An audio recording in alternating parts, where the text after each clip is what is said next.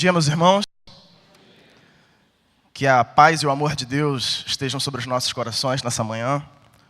Uma paz que excede a todo entendimento, ultrapassa a compreensão humana. Um verdadeiro amor que lança fora todo medo, que te encoraja a crer. Que essa paz e esse amor estejam sobre nós.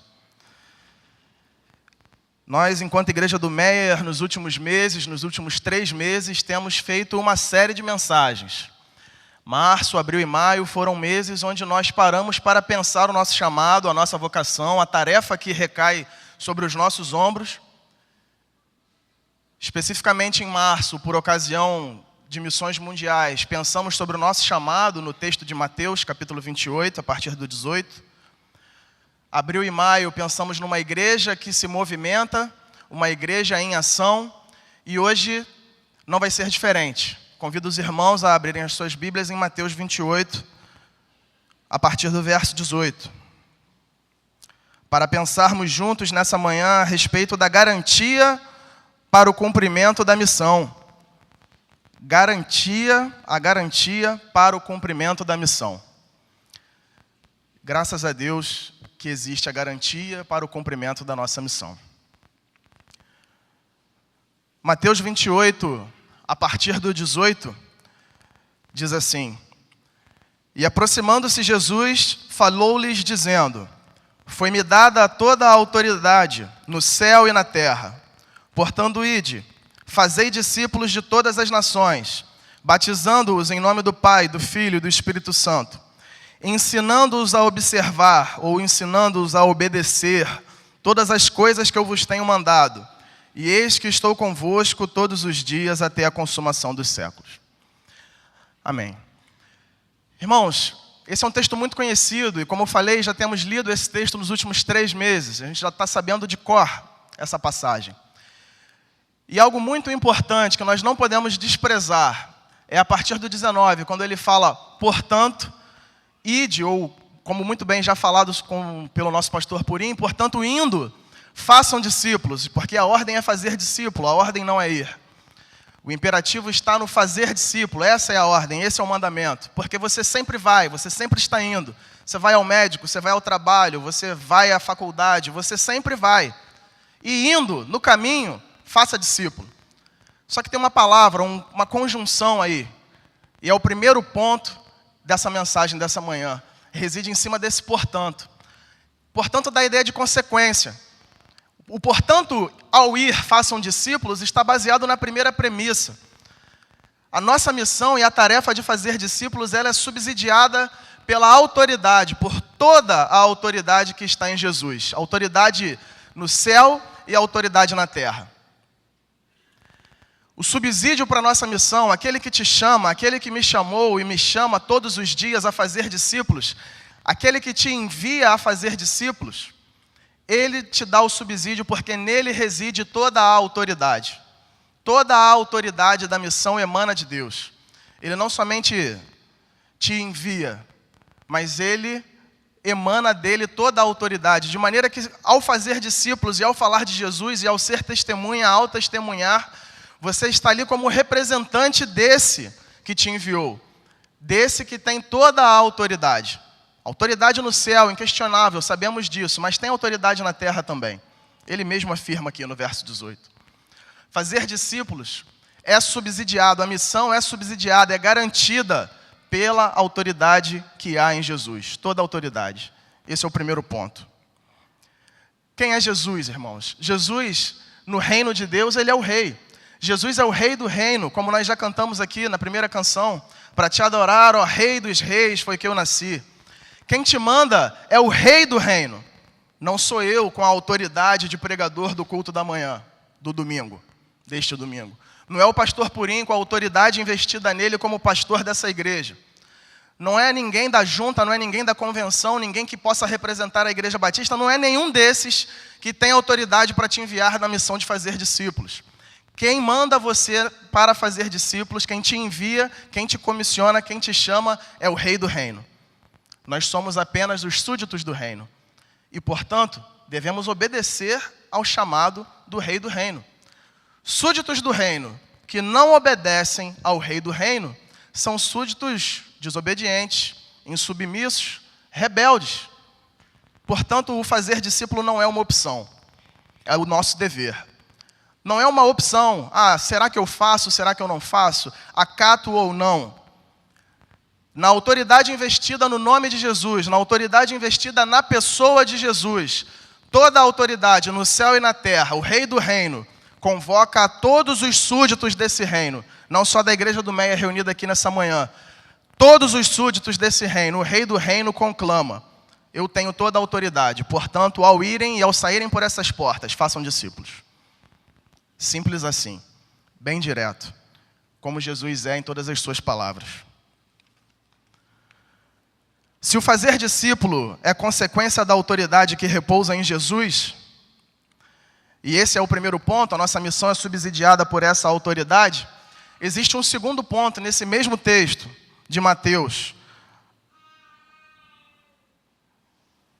Depois que ele te ordena e me ordena a fazer discípulos, a batizá-los, a ensiná-los a guardar em obediência todas as coisas, ele faz uma promessa.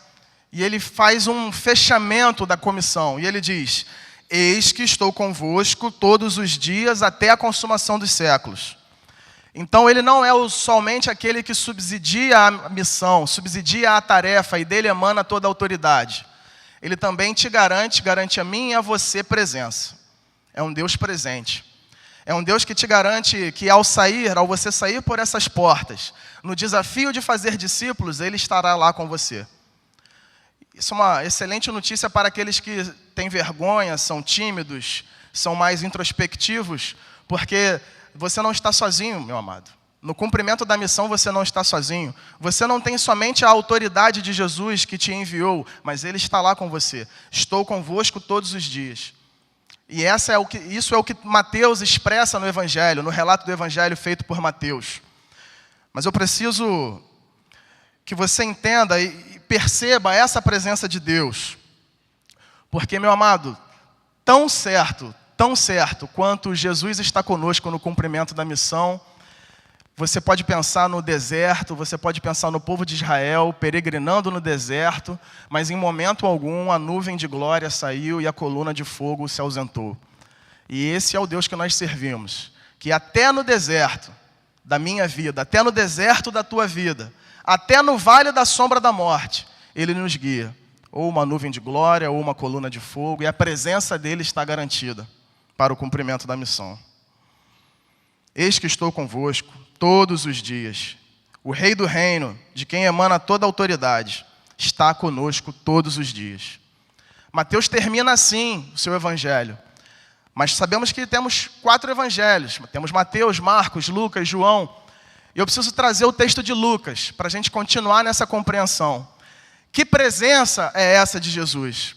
Porque se você relembrar, Jesus diz essas palavras, já no seu corpo glorificado, após a ressurreição. Ele diz essas palavras: eis que estou convosco todos os dias, até a consumação dos séculos. Depois disso, o céu se abre e Jesus é recebido nos céus. E fica uma coisa, que presença é essa de Jesus, em que Jesus acaba de dizer: olha, eu estou contigo todos os dias, até o fim. E sobe e não é mais visto, nunca mais é visto. Lucas vai caminhar um passo à frente nessa compreensão, e é o segundo texto dessa manhã. Gostaria que você abrisse em Lucas capítulo 24, a partir do verso 46. Lucas ele é um pouco mais detalhista, ele suprime algumas coisas, não relata com detalhes a missão. Mateus faz isso de forma mais detalhada, porém Lucas, dentro da sua visão, ele narra um pouco melhor a questão da presença garantida de Jesus. Que presença é essa?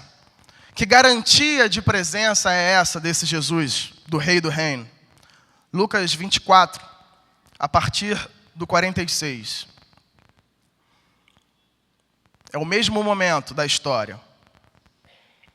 E disse-lhes: assim está escrito, que o Cristo padecesse, e ao terceiro dia ressurgisse dentre os mortos, e que em seu nome se pregasse o arrependimento para a remissão dos pecados, a todas as nações, começando por Jerusalém.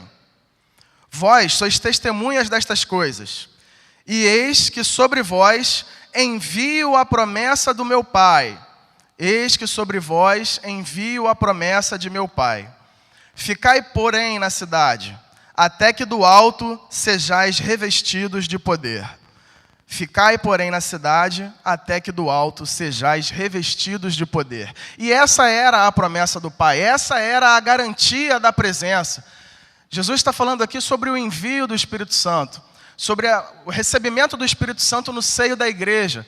Essa é a presença que caracteriza e que marca e difere o nosso cumprimento da missão. Jesus não só deu a autoridade ou investiu a autoridade para dizer, vá lá, façam discípulos, tudo aquilo que eu ensinei a vocês lá fora, ensine também a outros. Leve a mensagem, leve a palavra, mas o Espírito Santo de Deus estará com vocês nesse momento. Eu envio sobre vós a promessa de meu Pai. Ficai na cidade até que do alto sejais revestidos de poder. E na Bíblia a mensagem, que é uma paráfrase, é uma versão poética da Bíblia, Eugene Peterson diz lá, até que sejam capacitados com o poder que vem do alto. Até que sejam capacitados com o poder que vem do alto. Porque, meus irmãos, existe um tempo em que os discípulos ficaram na cidade.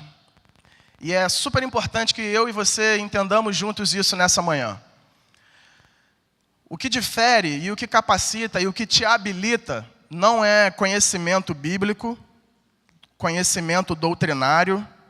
O que te habilita e o que te capacita não é tempo de igreja, 5, 10, 20 ou 50 anos de membresia de igreja.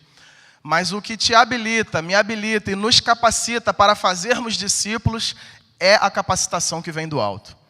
É o revestimento de poder que vem do alto. Porque nós podemos nos lançar a estudar a palavra, estudar a Bíblia. Podemos fazer caridade, praticar a boa ação. Podemos nos congregarmos e nos reunirmos nesse lugar. Mas se o Espírito Santo de Deus não estiver dentro de nós, operando em nossas vidas, isso tudo não tem significado na eternidade. Pode ter um significado religioso que te traga satisfação pessoal. Mas se nomes não forem escritos no livro da vida, nada disso valeu.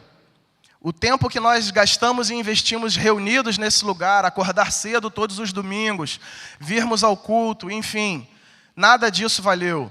O pequeno grupo reunido, que compartilha, que tem momentos de comunhão, se o Espírito Santo de Deus não operar nos corações, nada disso valeu, irmãos. Nada disso valeu. Os discípulos não saíram, Jesus deu a missão e eles foram. Não, irmãos, eles ficaram na cidade, até serem capacitados com o poder que vem do alto. De maneira que você pode ter todo o talento natural, pode ser bom para falar, não ser tímido, ser eloquente, pode ter conhecimento teológico, mas se o Espírito Santo de Deus não falar através de você, não usar o teu coração, você não vai fazer discípulo de Cristo. Você pode até fazer um discípulo teu, alguém que vai te reproduzir em comportamentos, em ideias, mas não será um discípulo de Cristo. O Espírito Santo, meus irmãos, é a garantia para o cumprimento da missão. Claro que eu não estou falando aqui que o preparo não é importante, que você não tem que estudar, não estou falando nada disso. Estou falando que tudo isso só é útil se estiver nas mãos de Deus. Porque se for preceitos de homens, e se for coisa somente humana, meu amado, nada valeu. Se não produzir frutos na eternidade, de nada valeu. E aí, como o Paulo já falou agora de manhã, o novo convertido, ele tem o primeiro amor ao qual nós devemos regressar, é ordem também, mas existe, irmãos, uma capacitação que vem do alto. Você foi chamado e foi vocacionado com dons espirituais, ou pelo menos um dom espiritual, para exercer o serviço nessa igreja. Você, enquanto membro do corpo, ocupa uma posição. Todo membro no corpo tem função.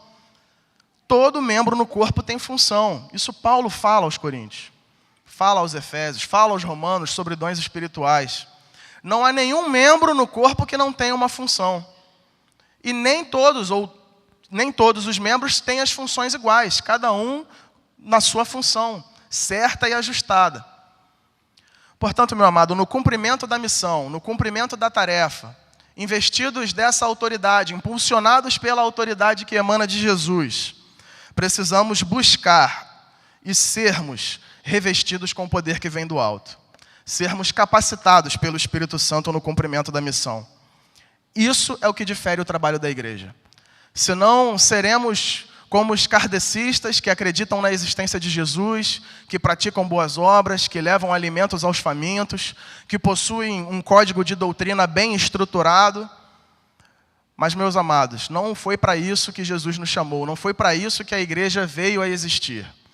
Não foi para ter doutrina e não foi só para praticar boas ações. Nossa finalidade não é essa, isso é meio. É um modo pelo qual operamos, com uma boa doutrina, boa teologia e fazendo o bem.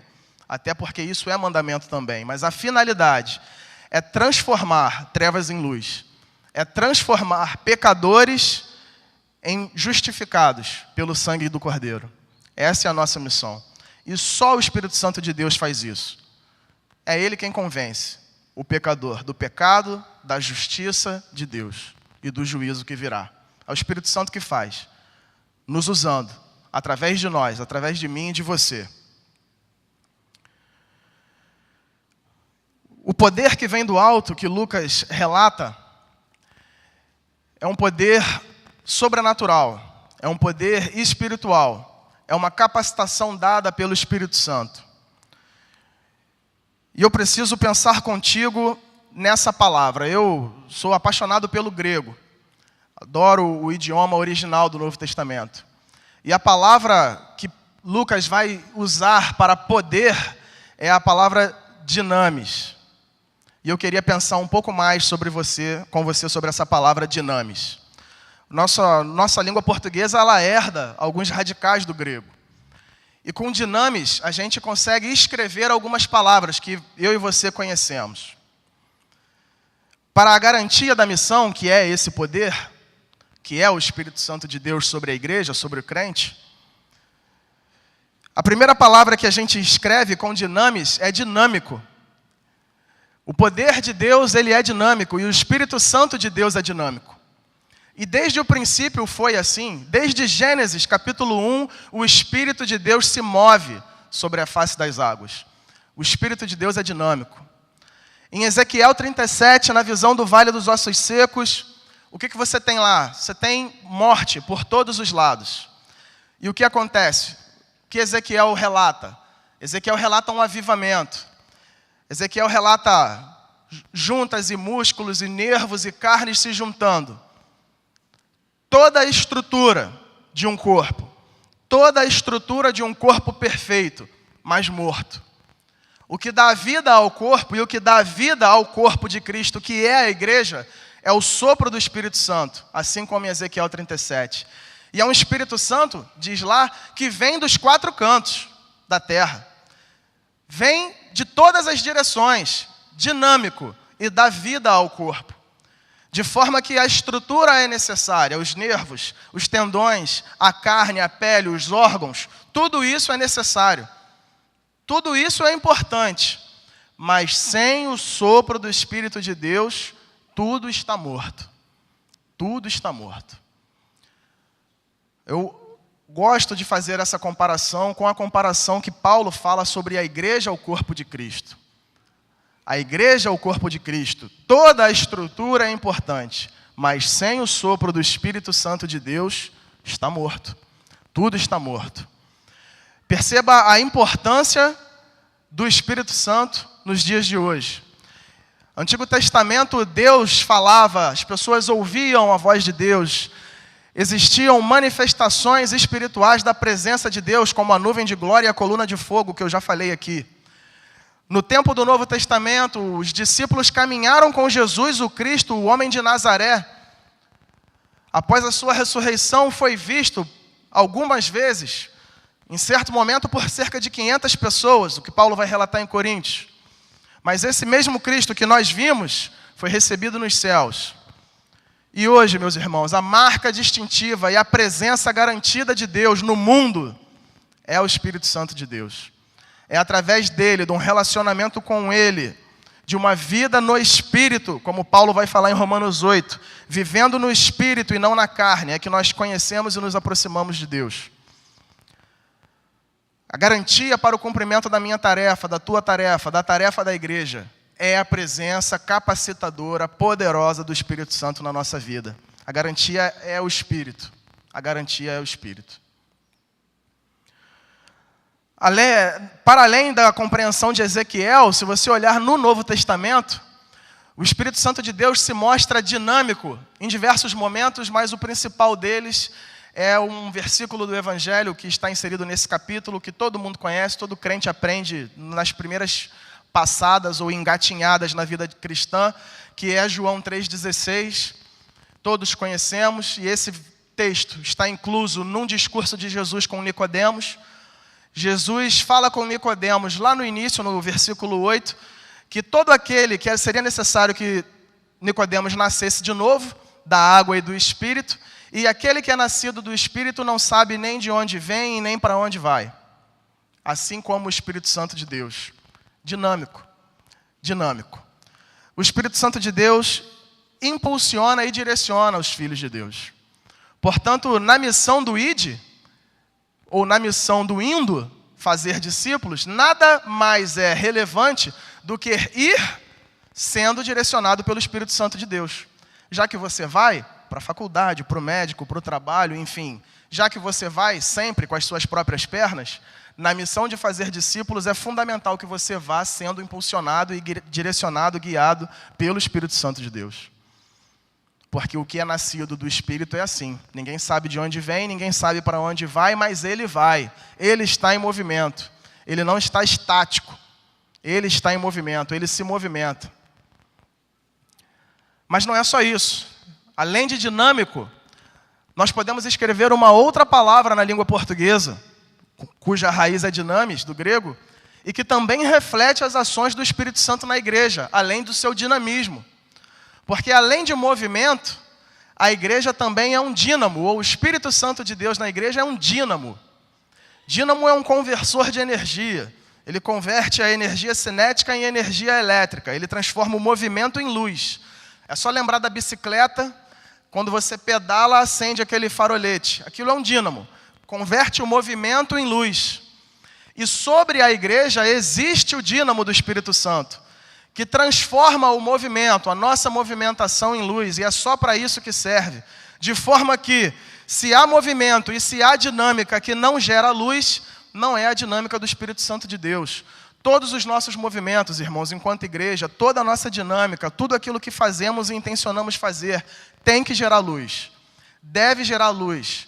A luz dissipa as trevas. Se não for assim, está morto, está vazio. É só movimento, é só barulho, é só programação, é só atividade. Nossa dinâmica precisa urgentemente gerar luz. Luz gerada através do Espírito Santo de Deus. João começa falando de Nicodemos assim. Aquele que é nascido do Espírito é como o Espírito, não sabe de onde vem, nem para onde vai. E no mesmo capítulo 3, lá no verso 19 e no verso 20, ele fala que a luz veio e os homens rejeitaram a luz. Ele fala com Nicodemos sobre vento e também fala com Nicodemos sobre luz.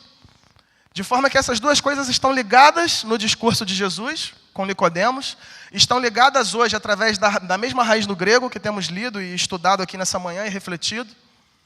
Mas, meus amados, João, na sua carta, em uma das suas cartas, de 1 João, vai dizer profundamente ao meu coração e ao teu coração o que é viver na luz, o que é uma igreja que vive na luz. Eu vou ler para os irmãos. 1 João 1,5. E esta é a mensagem que dele, do Cristo, ouvimos e vos anunciamos, que Deus é luz e nele não há trevas nenhuma. Se dissermos que temos comunhão com ele e andarmos nas trevas, mentimos, não praticamos a verdade. Mas se andarmos na luz, como ele na luz está, temos comunhão uns com os outros, e o sangue de Jesus, seu Filho, nos purifica de todo pecado. Ainda 1 João capítulo 2, verso 9. Aquele que diz estar na luz e odeia a seu irmão, até agora está nas trevas. Aquele que ama a seu irmão permanece na luz, e nele não há tropeço. Mas aquele que odeia a seu irmão está nas trevas, e anda nas trevas, e não sabe para onde vai, porque as trevas lhe cegaram os olhos. O Espírito Santo, na minha vida, na tua vida e na vida da igreja, é luz. Mas antes de ser luz para os perdidos, o Espírito Santo é e precisa ser luz para mim, na minha vida. Eu preciso caminhar na luz. De modo que é impossível, quem fala isso é João, no texto que eu acabei de ler. É impossível que eu tenha comunhão com Deus e queira estar na luz e andar na luz e odiar ao meu irmão, e torcer o nariz para o meu irmão, e não falar com o meu irmão, e evitar o meu irmão. E ao ver que ele está sentado do lado direito, eu procure o esquerdo. E ao ver que ele está numa calçada, eu atravesse a rua. E ao ver que é o número dele no meu telefone, eu não atenda. E todas essas coisas que gente muito estranha faz. Muito estranha porque julga e avalia e pensa estar na luz. Mas o que João diz é que desde o princípio, em trevas, ela permanece. Porque a obra do Espírito Santo ela é dinâmica e ela é luz, mas tudo isso e todo esse movimento e toda essa luz é um movimento de dentro para fora, irmãos. Porque tudo o que é igreja é de dentro para fora. Até a origem da palavra igreja, eclesia, significa de dentro para fora, os que são chamados para fora. Todo movimento é de dentro para fora. Tem que começar em mim, tem que começar em você. De maneira que não é exterior, de maneira que não é máscara que nós usamos. Começa dentro. Precisa começar dentro. Portanto, se você conhece alguém, ou é o seu caso, que tem 5, 10, 15, 20 ou 50 anos de evangelho, julga durante todo esse tempo ter caminhado na luz, mas odeia o seu irmão, o Espírito Santo de Deus precisa movimentar um pouco o dínamo que existe dentro de você, para que as tuas trevas sejam dispersas e você contemple a luz do Espírito Santo. Porque sem isso, irmãos, sem essa transformação pessoal, é impossível que façamos discípulos do lado de fora dessa porta. É impossível, impossível. Podemos replicar coisas, podemos ensinar costumes, ensinar comportamento, ética, moralismo falso diante de Deus, porque nada disso produz fruto na eternidade, como eu já falei. Uma outra palavra, além de dínamo e além de dinâmico, primeiro vimos o movimento e agora em dínamo vimos um movimento que gera luz, o Espírito Santo de Deus. Existe uma outra palavra que, além de dinamismo, de movimento e de luz, traz uma outra compreensão para a gente, que é a palavra dinamite. Dinamite também é movimento, né? Dinamite também é luz. E dinamite é uma explosão e é um poder muito forte, a força de uma explosão. O poder que vem do alto e buscarmos sermos revestidos pelo poder que vem do alto é um poder dinâmico, é um poder que gera luz e é um poder que tem a capacidade, a força de provocar explosão. Mas num primeiro momento e num primeiro passo, ela precisa provocar uma implosão. A compreensão que eu quero trazer é a de Jeremias 18, do vaso na mão do olheiro. Porque o poder do Espírito Santo na minha vida e na tua vida é essa dinamite que eu coloco no meu ego, na minha carne, nas minhas vontades, no meu eu, no meu querer, no que eu penso, no que eu acho, no que eu gosto, e dinamito isso, explodo com tudo isso. Lucas 9, 23, aquele que quiser vir após mim, negue-se a si mesmo, tome a sua cruz e siga-me. Não dá para seguir Jesus antes de negar-se a si mesmo, de tomar a cruz. Não dá, não dá, não dá. Portanto, o poder que vem do alto, que é uma dinamite, irmãos, precisa primeiro implodir a nossa carnalidade, o nosso comodismo, a nossa zona de conforto, a nossa vontade que está em desacordo com a vontade de Deus. Por isso que eu falo que o fazer discípulos não é uma opção, é um mandamento, é uma ordem. É o rei do reino, e nós como súditos do reino não temos opção. E se nós nos colocamos em posição contrária a essa verdade, são súditos, desobedientes, insubmissos e rebeldes. Portanto, precisamos urgentemente dinamitar o que nos impede de cumprir a missão. É dinamitar. Primeiro acontece dentro, o movimento de dentro para fora. Para só num segundo momento, essa dinamite, após implodir a mim mesmo, na minha carnalidade, causar algum impacto lá fora, algum impacto no exterior. Ao ponto de o próprio Lucas, em Atos 17:6, narrar a questão quando os cristãos chegaram na cidade de Tessalônica. E o que foi dito? Ora, esses que estão alvoroçando o mundo chegaram aqui também. Esses que estão impactando o mundo chegaram aqui também. Esses que têm o poder do alto, essa dinamite, estão explodindo essa dinamite agora na nossa cidade. Esse é o poder que vem do alto. Mas primeiro é um movimento de dentro para fora.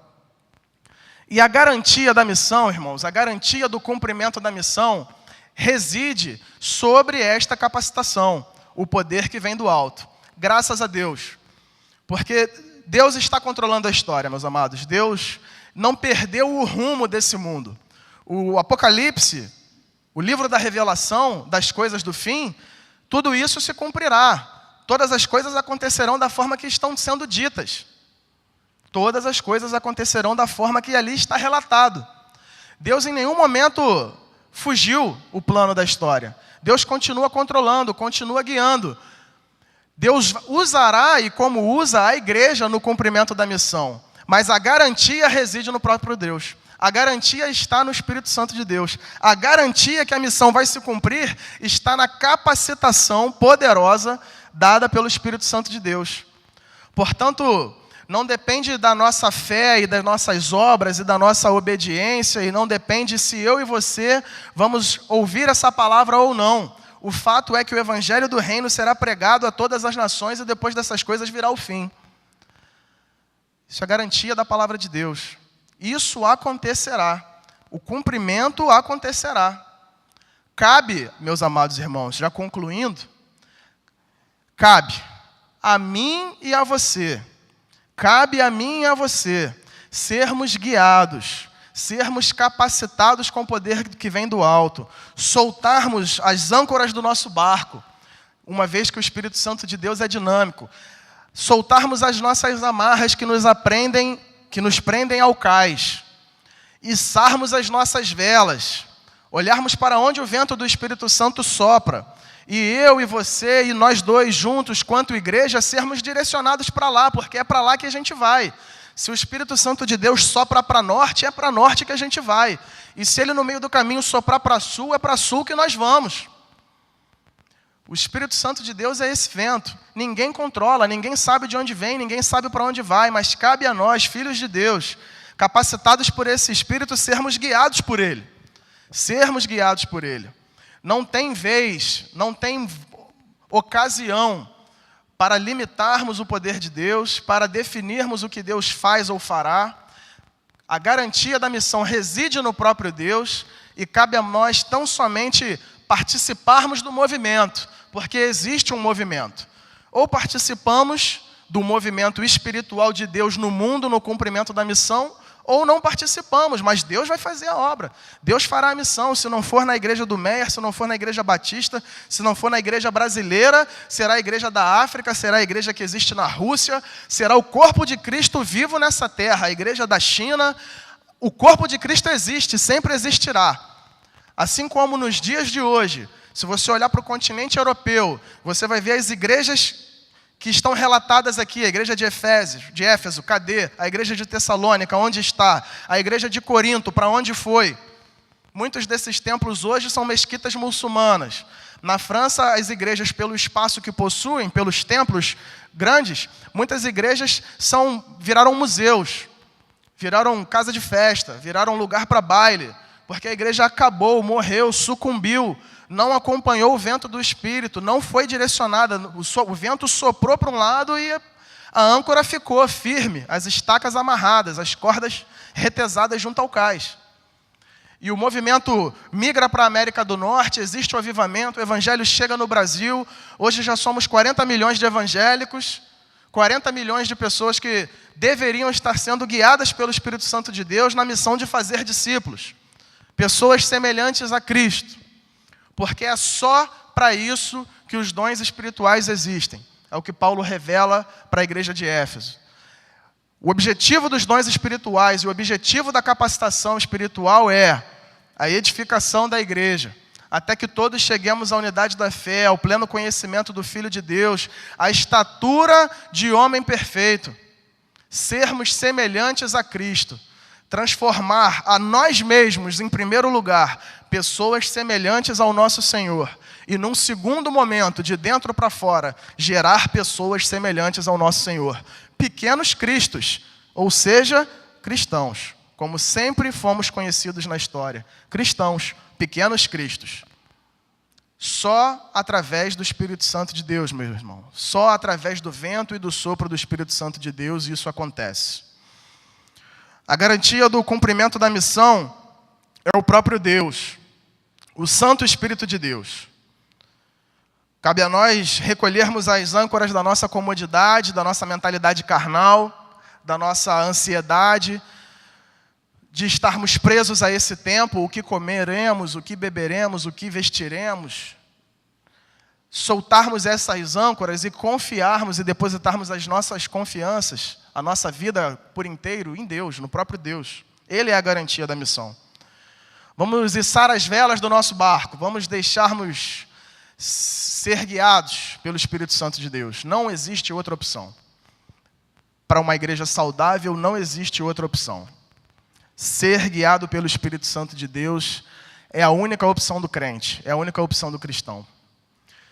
De maneira que precisamos usar esse poder dinâmico, que gera luz, que dissipa as trevas, tanto interiores quanto exteriores, e essa dinamite para desconstruirmos o nosso querer, a nossa vontade, a nossa mente carnal, e edificar, para que a igreja possa ser edificada sobre um firmamento e um fundamento são, que é o próprio Cristo, é o próprio Senhor da igreja.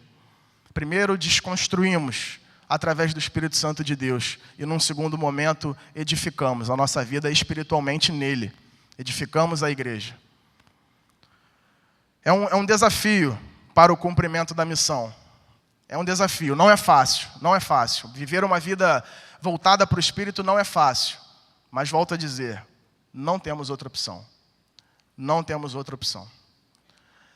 Somos homens, precisamos de salário, pagamento, pagar aluguéis, despesas e tudo isso. Precisamos nos preocupar com essas coisas até certo ponto. Porque a própria palavra diz que nós devemos buscar primeiro o reino. Devemos buscar primeiro o reino. Então, para o cumprimento da missão, irmãos, a garantia é o Espírito. Mas nós devemos buscar primeiro o reino. Eu queria desafiar você, como Paulo já falou no início, e a gente sem combinar nada. Eu queria te desafiar a sair por essas portas hoje, nesse domingo, no último domingo de maio, a sair por essas portas movido e sendo guiado pelo vento do Espírito, rompendo todas as barreiras, todas as dificuldades, toda a timidez, todo pensamento de incapacidade, porque toda a autoridade está sobre Jesus. Ele está contigo através do Santo Espírito de Deus e Ele te capacita. É Ele que capacita. Você é capacitado pelo próprio Deus para cumprir a missão que é de Deus. Saiamos por essas portas então, irmãos, percebendo e atentos ao Espírito Santo de Deus, que não percamos uma oportunidade para falar desse Cristo. Mas antes de falar desse Cristo, que nós possamos examinar as nossas próprias vidas, que nós possamos olhar, como João fala na sua primeira carta, se ainda temos dificuldade com alguns irmãos ou algum irmão, que nós possamos andar na luz como Ele na luz está, e o sangue de Jesus Cristo, seu Filho, nos purifica de todo pecado. Isso é forte demais. Porque o sangue de Jesus Cristo, seu Filho, nos purifica de todo pecado, vem como consequência de termos comunhão uns com os outros e andarmos na luz como Ele está. Até na oração, eu não ia falar isso, mas Deus move. Até na oração que Ele nos ensinou, Ele diz que nós sejamos perdoados, assim como nós perdoamos. Que nós possamos ser perdoados por Deus, assim como nós perdoamos. Assim como. O quanto nós queremos e buscamos ser perdoados por Deus, porque temos muitas coisas a serem perdoadas por Deus. Mas a oração que nós oramos, ou deveríamos orar, é essa. Que eu alcance o perdão de Deus, assim como eu estou disposto a perdoar. Que Deus se use de misericórdia para a minha vida, o tanto quanto eu misericordioso sou com a vida daquele que errou comigo. é caminhar na luz, irmãos. Não temos outra opção, porque se pensamos que caminhamos na luz e temos alguma dificuldade com algum irmão nosso, crente, que diz servir ao mesmo Senhor, João está falando, estamos em trevas ainda. Somos mentirosos, a verdade de Deus não está em nós. Então, que possamos fazer esse autoexame e que possamos sair daqui guiados pelo Espírito Santo de Deus, até mesmo se tivermos que nos reconciliar com alguém, que você saia aqui e não perca essa oportunidade. Se Deus falou no teu coração, vá e depressa se reconcilie com o teu amigo. Vamos ficar de pé e vamos orar, irmãos?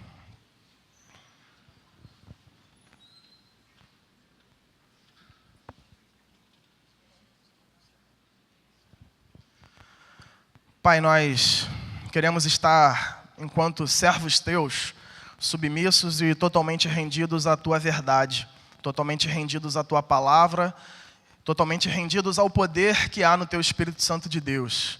Que o Senhor possa, ó Deus, contemplar a sinceridade do nosso coração, que o Senhor possa caminhar conosco durante os dias aqui nessa terra, e que nós possamos, ó Deus, caminharmos conforme a vocação com que temos, dignos da maneira com que fomos chamados, que nós possamos ser influenciados pelo Teu Santo Espírito e somente a partir daí influenciar pessoas. Ó Deus, ajuda-nos nas nossas fraquezas, nas nossas dificuldades e capacita-nos com o Teu poder para o cumprimento da missão, Senhor. Não queremos falar de nós mesmos, não queremos falar das nossas verdades, mas queremos falar da Tua verdade em nós, da mudança que o Senhor fez na nossa vida, do que o Espírito Santo é para nós, da comunhão que temos contigo. Ajuda-nos, Deus, a sermos cristãos melhores. Ajuda-nos, Deus, a sermos mais parecidos com o Teu Filho. Ajuda-nos, ó Deus, em nossas fraquezas. Teu Espírito é maravilhoso, glorioso. Não sabemos nem orar como convém, mas o Teu Espírito Santo intercede por nós, ó Deus. Louvado seja o Teu nome. Obrigado pelo privilégio de sermos chamados Teus filhos, ó Deus. E guia-nos, ó Deus, guia-nos na Tua verdade. Não permita com que nos venhamos a afastar da Tua luz.